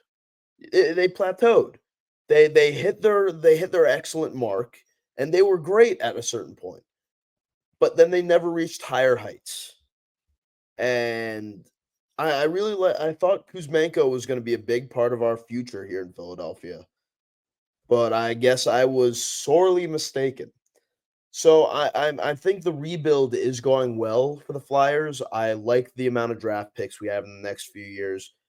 Now, if only we could get out of that mediocre zone and really stick to either being bad or good, that would be great. But we're going to be able to get a great few draft picks in the next couple of years. We're going to be able to take those prospects and develop them with the Phantoms. And I'm excited to see where the future leads. I think we're setting ourselves up for at least Stanley Cup contention within the next 10 years. We have 11 picks in 2025. Can I read you these picks? Yeah. So the Flyers have their own first-round pick for 2025. Which should be a good pick. They have the Colorado Avalanche's first-round pick in the trade where Taijuan Walker was traded. Yep. They have a first-round pick from the Edmonton Oilers that they got for the 32nd overall pick in 2024 that's conditional to 25 or 26. Okay, so we could either get it this year or next year. And essentially three first rounds this year. That's insane. That is insane. On top of that, you have your own second-round pick. Yep. You have a conditional pick acquired from Columbus in the Provorov trade after they elected to keep their pick in 2024. Yep. You have the second-round pick acquired in the Jamie Drysdale, William Gauthier trade. Billy. You have the second-round pick that you acquired in the trade for Morgan Frost and Joel Farabee. Yep. You have your own third-round pick. And then you did have a third-round pick from Minnesota as part of the deal for the 12th overall pick in 2024, but you traded that to Nashville along with a 2024 77th overall pick for the 2024 59th overall pick that you used to take Spencer Gill. Yep. Then you traded your 4th-round pick as part of the Scott Lawton trade. You have your 5th-round pick. You have a 5th-round pick from Carolina from the 2023 trade of forward David Case. You have your own 6th-round pick, and then you sent your 7th-round pick to Los Angeles as part of the Kuzmenko trade. Now, on top of that, in 2026, you have 6 picks. Your own 1st, 2nd, 3rd, and 4th. You sent your 5th-round pick in 26 to Colorado as part of the Taijuan Walker trade. You have your own 6th and your own 7th. But then on top of that, boo-boo, 2027, you have 8 picks. You have your own 1st. You have the Toronto 1st that you acquired for Scott Lawton that is top 10 protected. You have your own 2nd, your own 3rd. You have LA's 3rd as part of the Kuzmenko trade. You have your own 4th, your own 5th. You traded your 6th in the Scott Lawton trade, and then you have your own 7th. And then on top of that, in 2028, you have your own 1st through 7th round picks, and then a 7th round pick as part of the Morgan Frost and Joel Farabee trade. So over the next 3 years, you have 11 picks, 6 picks, 8 picks, and 8 picks. So that's 16 plus 6. That's 22 plus 11. That is a hefty amount of picks. 33 picks from 2025 to 2028 for the Philadelphia Flyers. God damn. We are going to be cooking in the next few years. Really just cooking. And this is just the beginning of Danny Briere and Keith Jones. Yeah. Just scratching the surface. And it's funny, like, it's the dragon meme or the clown in the military lineup meme where you have Howie Roseman, who's the elite of the elite. You have Dave Dombrowski, who's a future Hall of Famer. Danny Briere's leaning more towards that echelon in my book. And then you have Derpy McDerp Daryl Morey over here, who's wearing the clown uniform, or he's the dragon with the tongue sticking out. We don't even need to talk about that. Hopefully this will be over and we don't have to think about this era of Sixers basketball ever again. It's so nice though that like the Flyers finally have a competent GM for probably the first time in my lifetime. I forget the last time we had a competent GM. It's been a long time. I want to see the list of Flyers general managers of our lifetime. So, since we've been alive and of cognizant memory, I won't include when I was 1 year old and the tail end of Russ Farwell. So, in my lifetime, my childhood, Bobby Clark doing the damn thing. Yeah. That's really the last time we had a full-blown competent GM. 1 Eastern Conference title, 5 division titles, 11 playoff appearances. To which then was overtaken by Paul Holmgren, who was good. He was good. Had his flaws, but was good. And I'll say he was competent. Paul Holmgren was competent. 1 Eastern Conference title, 1 division title, 6 playoff appearances. I would say Bobby Clark a little bit more decorated than Paul Holmgren, obviously with the 11 playoff appearances, 5 division titles compared to 6 and 1. And also being the greatest player in franchise history. So those two from 1994 to 2014, we had competency at the GM role. And then Ron Hextall. Ugh. Two playoff appearances. How many years? That was from May 7th, 2014 to November 26th, 2018. God, and what a long 4 years those were. And then it got even longer because then that dipshit bozo buffoon Chuck Fletcher gave us 1 playoff appearance from 2018 to 2023. And to be fair, that playoff run was pretty nice. It was I'll give him that. It was a good playoff run led by someone whose name we shall not mention It was in the because goddamn COVID bubble. it was in the oh my god. Yeah, I the less we think about the Chuck Fletcher era, the better. And now you've had Danny Briere since just celebrated a couple days ago his second year being the Flyers GM. March 10th, 2023 was when Danny Briere was hired to be the GM. Yeah. I think Danny Briere is really fucking good at his job. agree. And he's just scratching the surface, I think, of what he's going to be capable of doing. And he's building a juggernaut Yep. of a franchise over. Like, you have to look at this rebuild. Like, it's crazy that, like, we have to kind of look at it this way, but, like, this rebuild is going to take probably until 2030 to really see the fruits of the labor. Yep. And it's Like, gonna be a while. It's gonna take some time.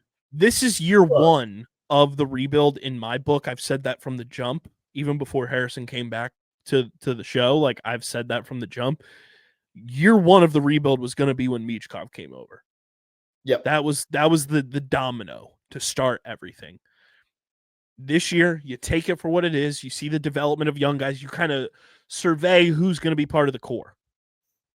And then you're going to use 2025, 2026, 2027, 2028 draft haul that you have of these 33 draft picks and either use them in trades, use them to draft players, continue building this roster and build it out so that by 2029, 2030, this team looks like an absolute force, like they should be year in and year out. Yes. And like I said on Monday's show, keeping the contention window and door kicked open for as long as possible. Yep. And now that Michkov is here and playing very well, let me pull up his stats real quick. I mean, I would say he would be rookie of the year if not for Lane Hudson, who has having an insane year with 45 assists. I mean, PK Subban literally went on ESPN and said that Michkov should be the rookie of the year. It should be Michkov. It's probably going to go to Celebrini just because he was the number 1 overall draft pick. But Lane Hudson leads the way for rookies in terms of points with 49. Celebrini's in second with 48. Michkov has 47. Michkov is tied for first in terms of rookie goals. He's got 20 alongside Celebrini. And he's third in assists for rookies with 27, one behind Celebrini. Lane Hudson is having an unreal year. 4 goals, but 45 assists. That's insane. So, yeah, I am optimistic, to say the least, about what is to come with the Philadelphia Flyers following this trade deadline. Yes, I agree. Absolutely. Let's final segment brought to you by our friends over at Bino. We love Bino here at Underground. It is the next big tabletop game for your tailgates, your man cave, your she shed, your parties. You bring that bad boy out, you're going to have the people yapping about what is this game. It is paper football meets foosball for the next big tabletop flicking experience. Use our link in the description. Check out everything Bino has to offer, including officially licensed Philadelphia Union Bino boards. I have to get one of those to add to the Bino board collection. I got 3 of them down here in the studio. I want to literally break these bad boys out at a Union tailgate and have a full-blown Bino experience going on at the lots at Subaru Park. Use our link in the description. Shop everything that Bino has on their website. And when you go to checkout, use code BinoBennett62. That's code BinoBennett62, and you will get 10% off your entire order from our friends at Bino. Again, link in the description. Use the link. And then when you check out, use code BinoBennett62 for 10% off your entire order from our friends at Bino. Harrison, we talked about it. We recorded top bins prior to this, but we talked about it on there as well. Are the Philadelphia Union back? Hesitantly, I'm going to say yes. The only reason I'm saying hesitantly is because it's so early in the season still. But, 3 games, 3 wins, 10 goals for, 3 conceded, 1 clean sheet. I'd say the boys are buzzing right now. First place in the Eastern Conference. Most points in the Eastern Conference, obviously. Yep. Last unbeaten team across the board, including, no draws, no losses in the East. Only one other team, and that's Vancouver in the West, has that. We talked about this prior to the home opener against Cincinnati, where this pocket of games, including this upcoming weekend against Nashville on Sunday, and including the St. Louis game that is on March 22nd, and the win against New England, you had to win those games. Those were teams that were inferior to you. Beat those teams. You're in good shape. I'm looking at the schedule right now for the Union, Harrison, and I'm checking one thing. Like, their first potential loss on paper may not come until May 10th, and even then it'll be close because they're at home.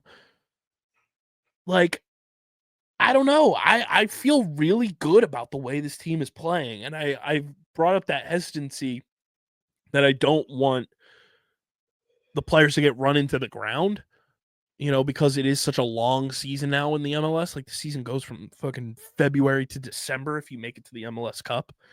But I like the way the boys are playing right now. They're playing a fun style of footy. They are buzzing. They are a fun young team who are playing well for a new manager, which rarely happens this way. And they're just going out there with nothing to lose, which is huge. And if they can keep up that mentality of there being nothing to lose, at least for the next little bit, well, and once you get closer to the playoffs and the end of the regular season, then you start playing like you got something to lose. But that just puts an even bigger chip on your shoulder.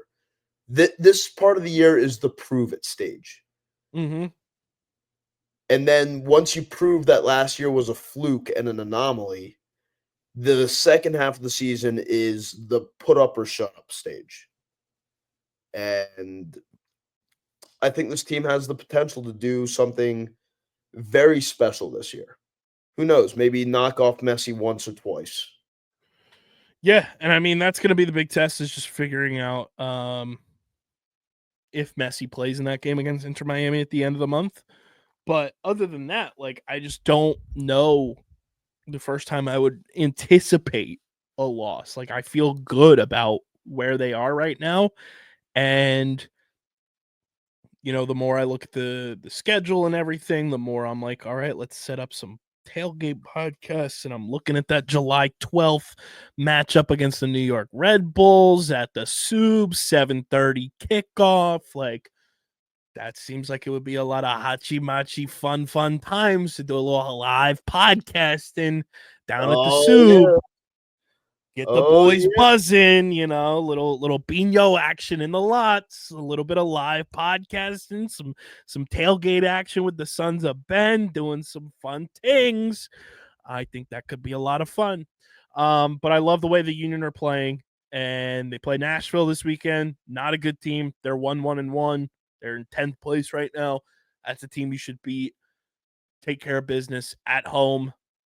Clear out this home stretch that you have in the next two against Nashville and St. Louis, and then go on the road to Miami. Take it with a grain of salt, depending on who plays, and then you come back home to play Orlando City and have a chance to beat them twice in less than a month. Yeah. So I like the way we're looking right now. Boys are buzzing. Long episode, but hey, that's what happens when you got a lot of fun stuff to talk about. So make sure you guys are following us on the socials at Underground PHI across the board. Subscribe to the pod, Apple, Spotify. Leave us a 5-star review. Keep subscribing because it really does help the show. And subscribe to the Underground Sports Philadelphia YouTube channel, youtube.com/@undergroundsportsphiladelphia. That's where you get full video episodes of this show twice a week, all the Underground Madness content, shout out FOCO, and any video content that we do, it's on our YouTube channel. So keep subscribing and join the Bracket Challenge presented by FOCO. Link in the description. It's in our link tree on our social pages. Join Underground Madness Bracket Challenge. And tune into our Selection Sunday live stream on Sunday, 5:45 Eastern Time, PM. And it's going to be a lot of fun. So tune into that. And the show is proudly presented by the city of Vineland. And whether you're a company looking to expand, relocate, or you're a new business startup, selecting the right location is critical to your success. Vineland, New Jersey offers both an affordable business location and an excellent quality of life. The city's economic development department is a one-stop source for moving your project through the development and approval process, and their goal is to make this process as smooth as possible and to provide the fastest turnaround times in the region. If you're considering potential locations for your operation, contact the Vineland Economic Development Team at 856-794-4100. That's 856-794-4100. Vineland, New Jersey, where it's always growing season. And big thank you to Security 21 Security Systems and Paul J. Gillespie Incorporated for their continued support of this podcast. It's been episode number 724 of Underground Sports Philadelphia. For Harrison, I'm your boy KB. Stay locked and loaded. NFL free agency's going crazy. March Madness is here. And I'll catch you guys post-selection Sunday. Tuning in, talking all things that pop up. And maybe right after selection Sunday, Harrison's going to be on the stream there. Maybe Harrison joins me on Sunday, depending on how life works. But you never know. You never know until you tune in. Yes, sir. But we'll see you guys on Sunday evening for Selection Sunday. You'll hear me in your ears for sure on Monday. And until then, we're getting the heck up out of here. We're signing off. Peace.